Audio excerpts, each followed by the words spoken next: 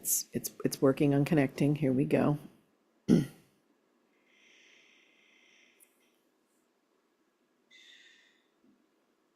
Great. Now I need to pin myself. Welcome everybody. If you're on YouTube, welcome to the meditation today. So you know the drill, or maybe you don't. So welcome. If you don't know the drill, let's do that today.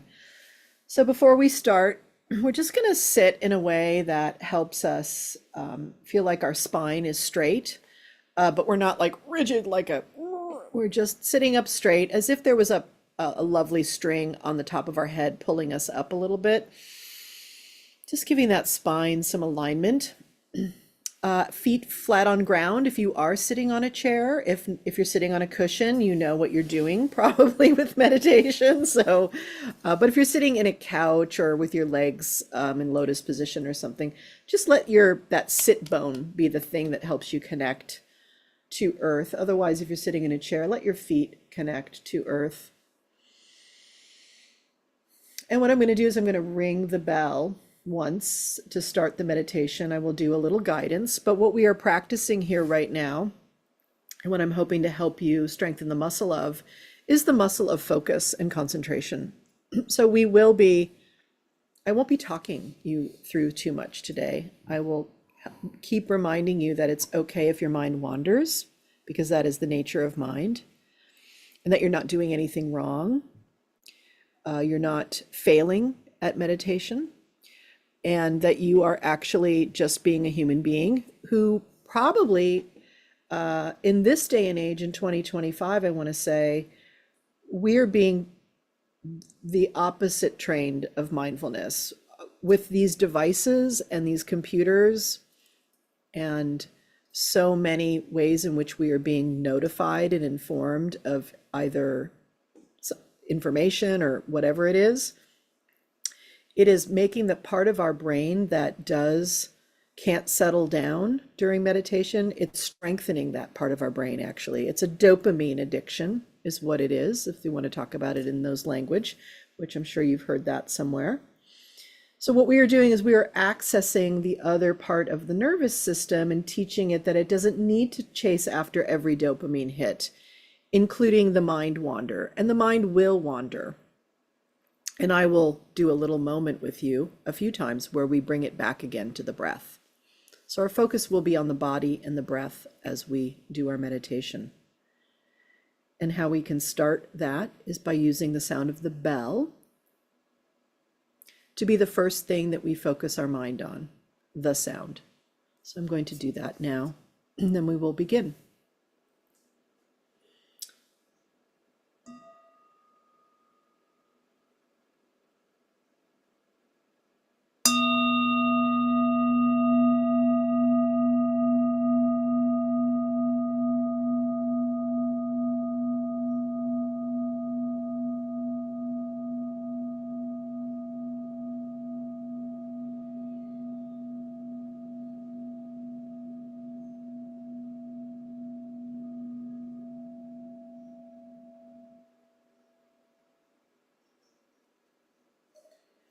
Letting the focus of your mind now come to your body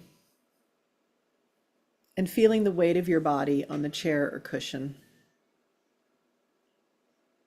Really feeling the weight and feeling where your body is touching chair or cushion and or floor. Letting your hands rest in your lap or on your thighs. And feeling where hand meets lap or thighs.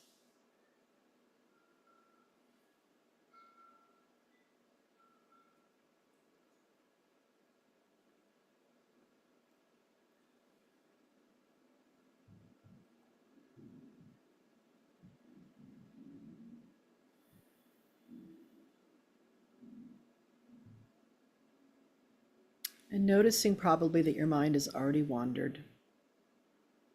So first opportunity to gently, with kindness, bring it back to focusing on the body, the weight of the body on the chair.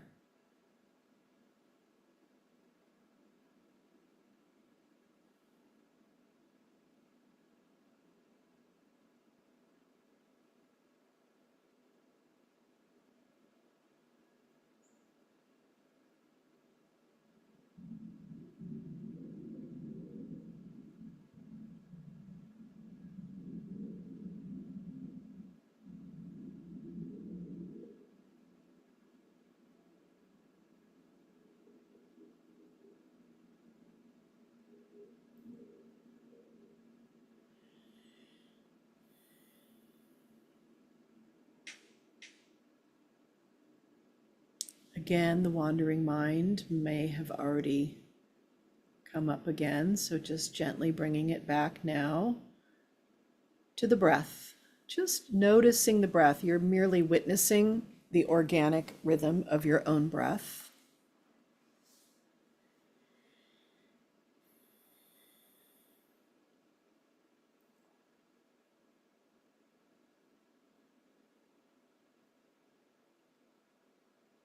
And you can focus the mind by either letting it focus on kind of how it's moving your torso, your lower belly, or your chest, or letting yourself feel the temperature of the air moving through your nostrils. So just choosing one of those right now while we sit and watch the breath for a few minutes together, reminding you that when you recognize you have wandered, the mind has wandered, to be very gentle and kind like you would with a toddler or a puppy, and just bring it back to what you were focusing on with the breath. So let's do this for a few minutes together, practicing this self reminder of coming back to the breath when you need to.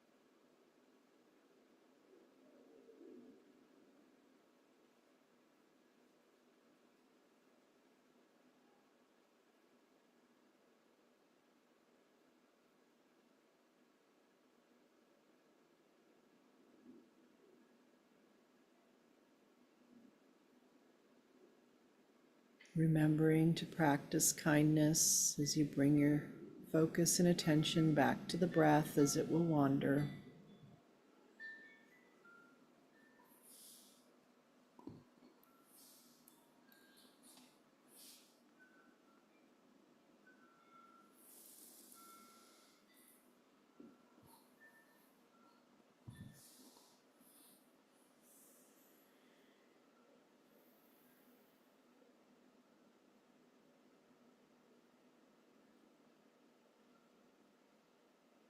And inviting your nervous system to really trust that it can ramp down and really let itself sink into that, your sit bones,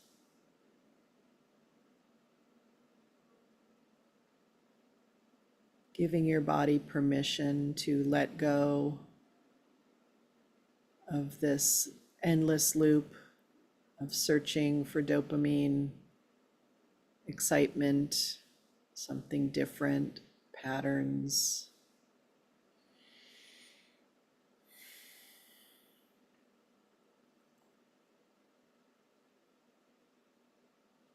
Letting it experience that you will be safe and sound if you're not hypervigilant.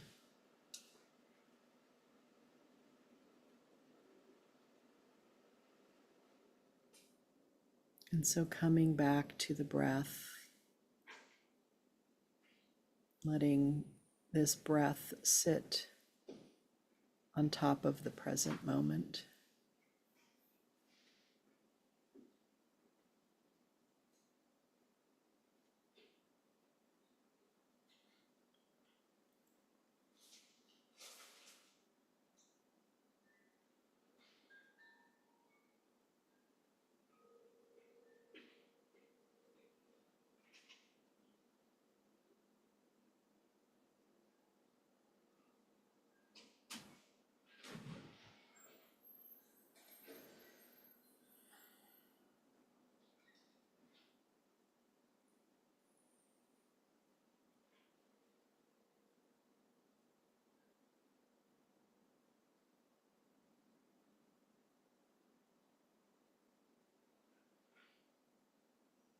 And if you want some words to repeat, you can say in and out with the breath,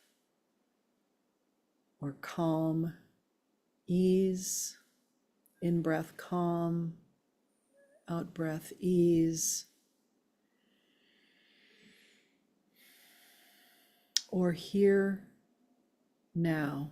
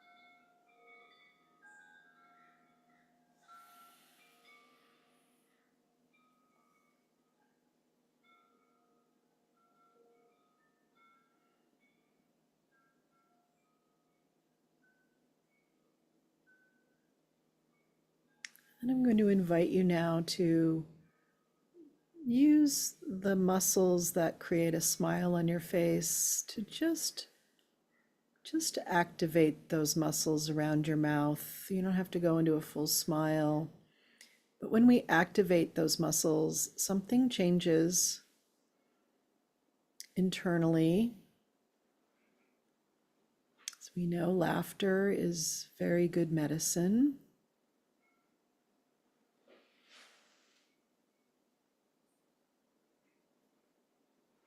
So let yourself just smile to the present moment here. Smile to the breath.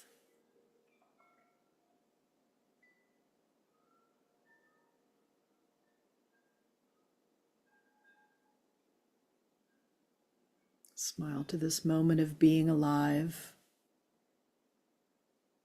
Right now, you are full of breath and life.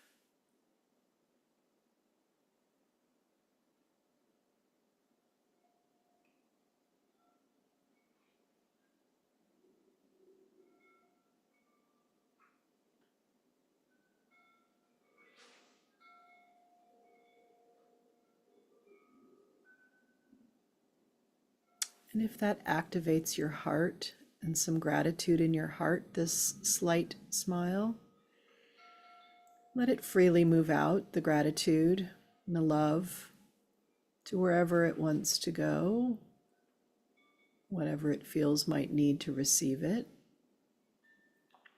That might be some part of yourself, might be another individual, might be the collective, might be a place on earth, an ecosystem, the consciousness of beings.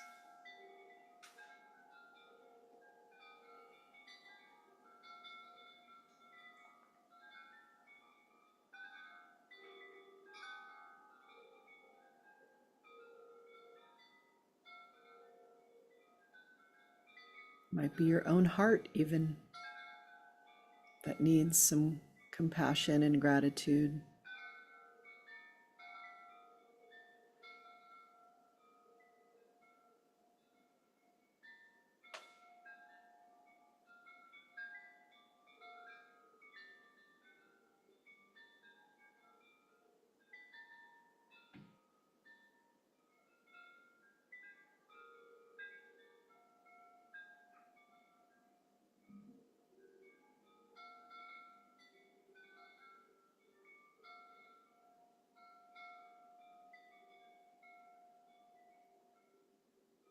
And if you feel like you've meandered too far and gotten lost, just come back to the breath. Keep it simple.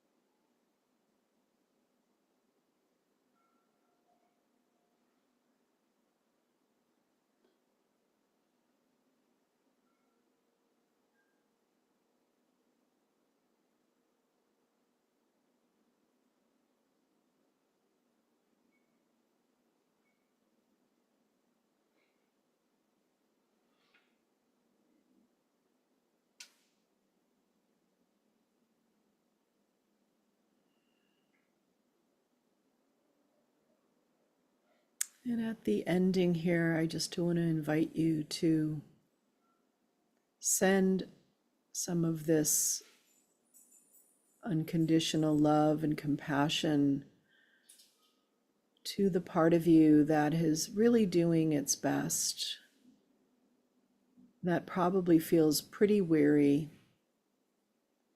confused, possibly scared, because it all feels a little so big and confusing in the world right now. And so just acknowledging this part that's really doing the best it can.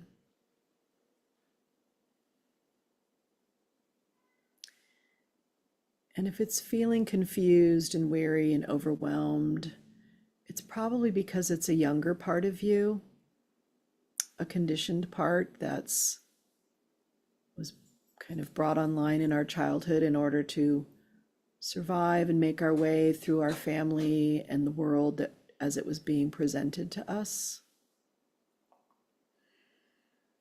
And so from this compassionate place, this quiet, compassionate, wise mind, letting you see or feel or sense this one that feels overwhelmed by the big world right now.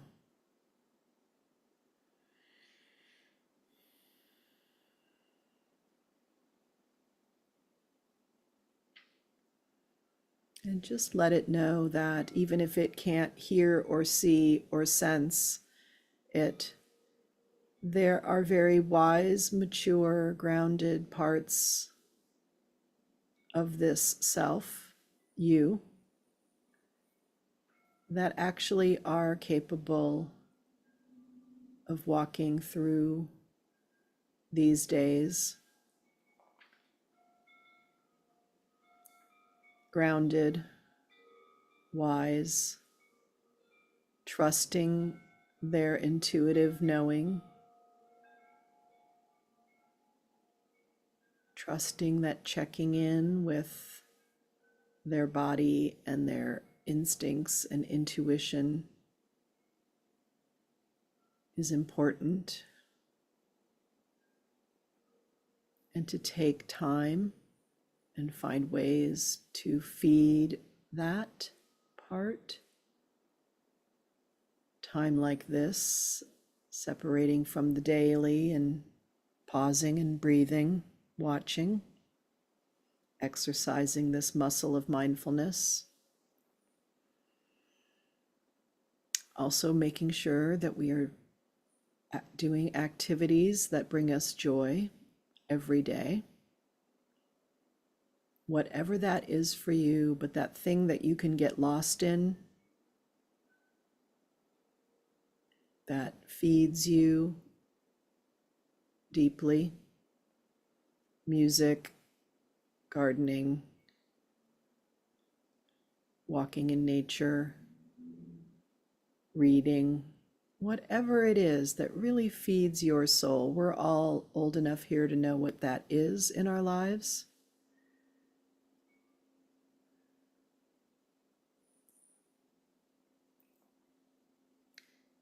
But it's about understanding that when we do that for ourselves every day, we are filling the well.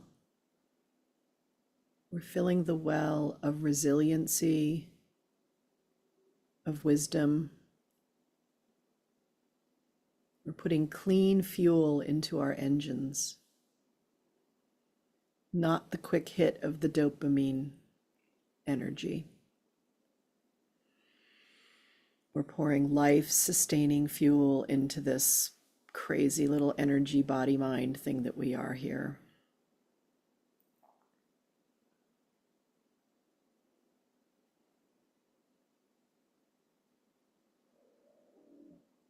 Protecting it, saying no to the things that feed us the processed food, the processed energy through social media or the news or your toxic neighbor, whoever or whatever it is, or the voices in your head that are not here and able to support you, letting them know that it's time for them to be quiet and go take a vacation in Tahiti.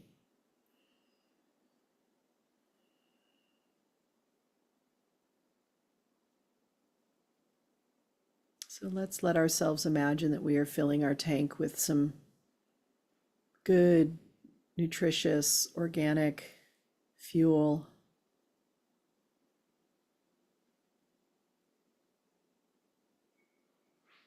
Feeling our tank being filled up by that fuel. Feeling our feet grounded on the floor, the ground.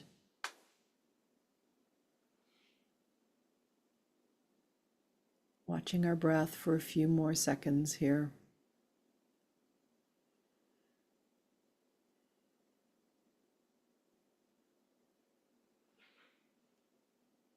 And smiling. Smiling to this precious, precious moment. As Thich Nhat Hanh would say, present moment, wonderful moment.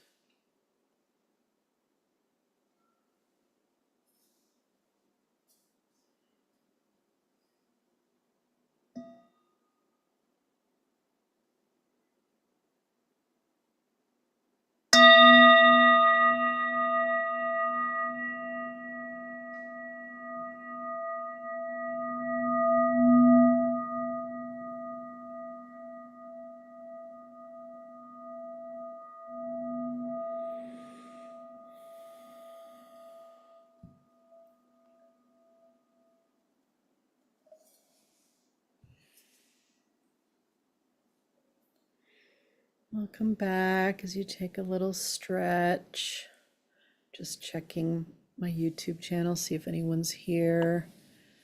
If they have a comment or a question, I like to make sure we include them in our space here too.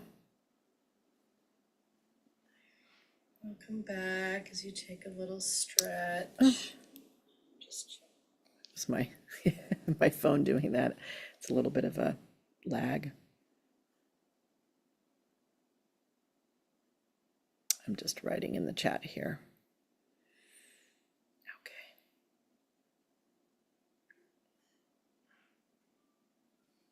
Okay. Oops. All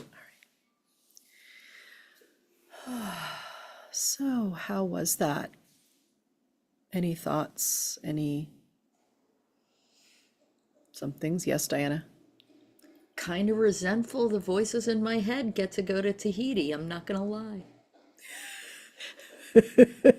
Well, it's only to lure them there because they're like, oh, Tahiti, fuck yeah, I'm getting on that plane. If you said Bulgaria, they'd probably be like, oh, I don't think we should go there.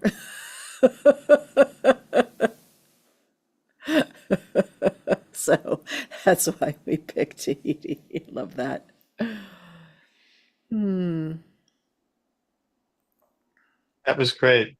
Really needed to, like you said, fill the tank with something other than dopamine and just be here now. Yeah. Yeah, it is. Even if we're involved in something that's a positive kind of activation and we're in the flow state or whatever, we kind of do need to come back and let the nervous system balance out. I've been kind of in a studying, absorbing state when we were talking earlier about the human design stuff. And so just I feel myself going, like it's just like let's try the other energy for a while too. So yeah. And it really is this thing which it just shocks me having practiced this stuff, deeply for many years and then, kind of it curtailing or whatever. But really remembering when I do this consistently, even if it's only 20 minutes a day, I am wired differently when I go out in the world. It just is amazing how unreactive I become. There's this Buddha stance of like, well, look at that happening over there. Isn't that interesting? Instead of like being played like, a keyboard by life, burp, burp, burp, burp, So yeah, it is it is such a mystery why it is so hard for us to nourish ourselves. We so just want to grab the processed food off the counter and be like, oh, I need to eat some of that. It is so funny how this pendulum we go back and forth with. So I think it's the human being wired to worry and what's outside the cave and what am I not paying attention to that I should be paying attention to every minute, and if I don't, something's going to happen and blah, blah, blah, all of that conversation Yeah. that keeps us from being here now. Yeah, absolutely. And it is, that part of our brain got us here to where we are. So we bow to it and thank it and let it know. Part of this practice is to let it know that there is no tigers coming around the corner, even though it kind of feels like it these days. But this is also an incredible, we're in this time, and we have been in this time for the last 10 years of the collective energy is very off balance, is very all over the place. And there are lions and tigers and bears that are showing their teeth and claws now out loud daily. And so that part of us is the weary part and is the part that is trying so hard. And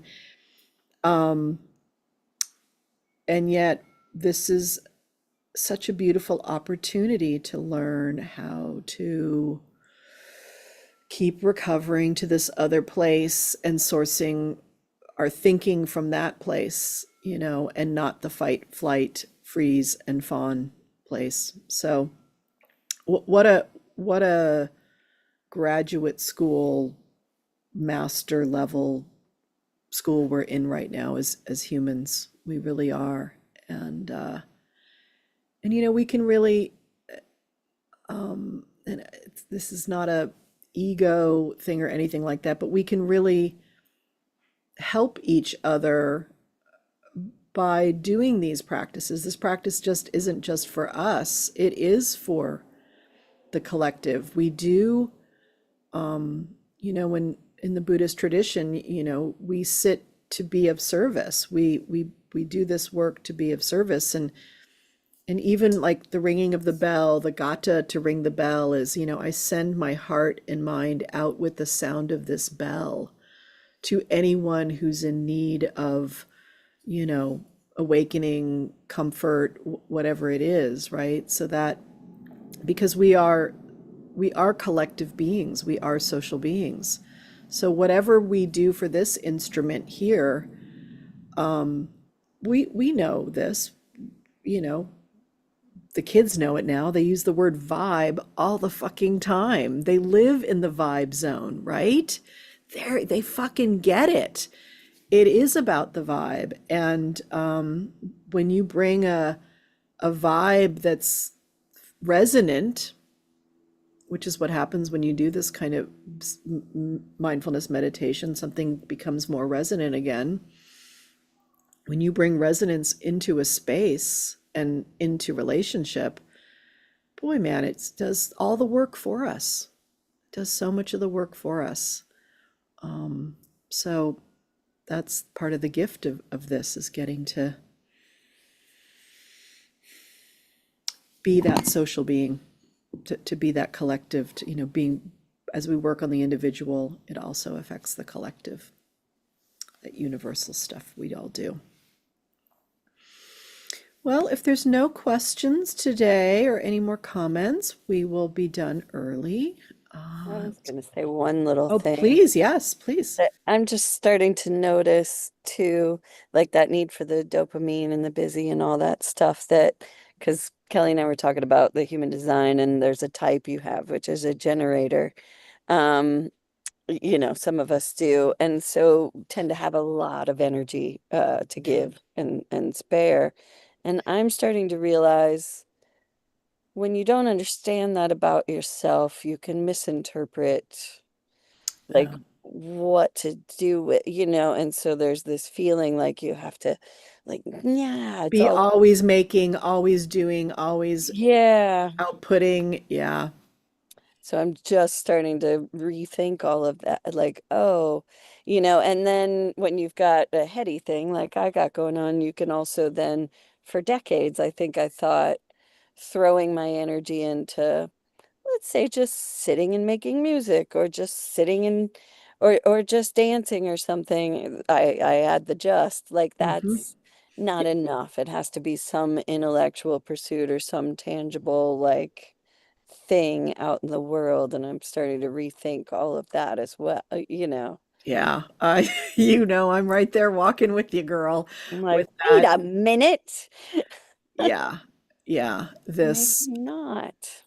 yeah, that um, we imagine that the only because we want to have a positive impact on the world, so therefore we think, well, it's go big or go home kind of a thing, you know, or whatever. And you know, we talk about this too in Humans on the Verge all the time about how, you know, just showing up with a smile to the person at the supermarket, you know, or the security guard in front of the bank, Mhm. whatever it is, it's like the work is being done in that moment too. Yeah, But yeah, learning how to expend that energy, Holly, in ways that we normally don't because of the thing. right. So yeah, In yeah. healthier ways for the body, and to know that it's enough and that it matters, that I might be sitting here in my backyard as I am right now, meditating and powering the whole neighborhood. Exactly. Exactly. Yeah. Oh, Absolutely. Yeah, you know. For sure. For sure. Like what don't we know about this stuff? So, yeah.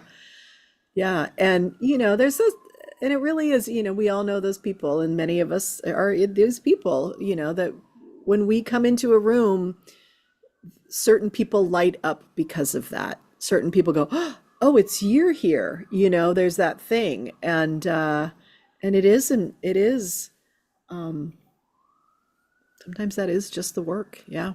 Yeah, it is interesting, Holly. If I could just add, I've noticed, I don't know if it's a New York, New Jersey thing, but I've got even though they're like-minded friends, it's like, the activist pressure of like, oh, I'm phone banking, I'm canvassing, what are you doing this weekend? And, I just, and it kind of goes back to that whole charity begins at home thing. Like sometimes, I just gotta like make dinner for my mom or something, that's my way of just creating peace and calm in this world. And I know all that stuff's important, but what I and learning for myself to be okay with that, like just standing Yes. in my own conviction of like that is great if that's what you want to do right now, but this is what I'm feeling is the best thing for me at this time, and just learning to be okay with that, um Yeah, because it's like they really are little ripples that we put out to keep the peace, keep love alive. It all matters. it does. And everyone, you know, we just all on a different mission here, you know, and Uh, of course, all of those things are important, and some people, it's it's it it's their path, you know, to be at every phone bank, to be at everything, to write all the letters. Like, yes, please. It's like it's some people's job to kind of run for office, you know. It's like that's not my thing. I'm not going to run for office, you know. Um, and I think when you reach a certain age, certainly over 45, is when you really start to get like, oh, what is my lane? Like that's when we really start asking ourselves, what is my lane to Hmm. do? Holly and I and Avery over at Humans on the Verge have been endlessly talking about really we understand that the question in front of all of us right now is what is ours to do? And you know, part of what mine is to do is to share my life with people, my life story, my own journey of understanding and healing and what I've studied and things like that. Like that's mine to do. You know, yes, will I go to a march? I mean, I'm going to be in Sedona or no, actually, I'm going to be back by the 18th. I'm hoping to go to the No Kings here locally. Yes, will I do that? Of course I will. Um, am I signing up for things? Yes, of course I will. But that, you know, some of us say, and you've learned this, Jill, too, because of the burnout thing for you also, and the Hmm. overwhelm. Diana has the same thing, which is learning to say no Hmm. to the things that really need to be said no to so that you can say yes to really what you're here to do, what your gifts, the things that just automatically, organically flow out of you, so much so that we can't even recognize it in ourselves, that we need other people to go, hey, by the way, this is really, you're really impactful in this way in my life. And you're like, really? That's weird. Just your presence. What, or hearing your story about this, like really help, so it's like, oh, okay. So yeah, and these times, because they are so fraught politically, it can feel like if you're not signed up for something, you're helping fascism. Right. And isn't that a rather strange, ironic, authoritarian stance to take? Like, if and of course I get it. Like, I fucking get it. And I can only do what I can do. I'm not the president. I can't steer this ship somewhere else right now. I'd love to. I mean, not be president, but steer the ship. But you know what I mean? So yeah, it is. And it's a California thing too, Jill. I mean, my God,